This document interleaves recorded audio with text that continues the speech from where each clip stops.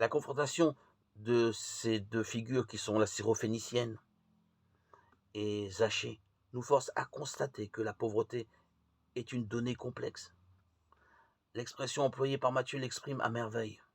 Heureux ceux qui ont un cœur de pauvre.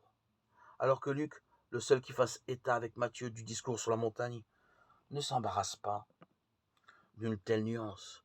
Il écrit Heureux vous qui êtes pauvres. Luc 6, 20. Pour être honnête, il faut dire que Luc, tout au long de son évangile, insiste beaucoup sur la pauvreté matérielle. Il a, pour les pauvres de cet ordre, une dilection particulière. Cela se comprend dans la perspective évangélique. Mais cette orientation de Luc ne suffit pas à expliquer la différence de formulation entre Matthieu et lui. S'ils sont tous deux héritiers de la même tradition, ce qui est une évidence, les différences considérables dont ils font preuve nous obligent à penser qu'ils n'ont pas le même texte sous les yeux.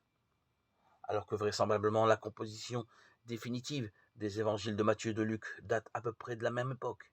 Il apparaît que le texte concernant le discours dont se sert Luc est antérieur à celui de Matthieu, cela pour une raison bien simple, le récit de Luc est beaucoup plus court que celui de Matthieu. Or, à mesure que le temps passe, les récits vont toujours en s'amplifiant, progressivement s'ajoutant aux textes flash primitifs des témoignages ultérieurs, des réflexions, des analyses, des commentaires qui l'allongent sensiblement.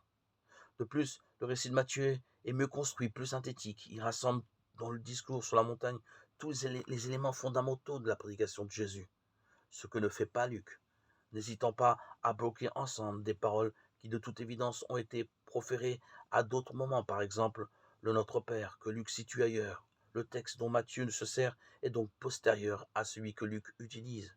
Cela ne fait pas de doute.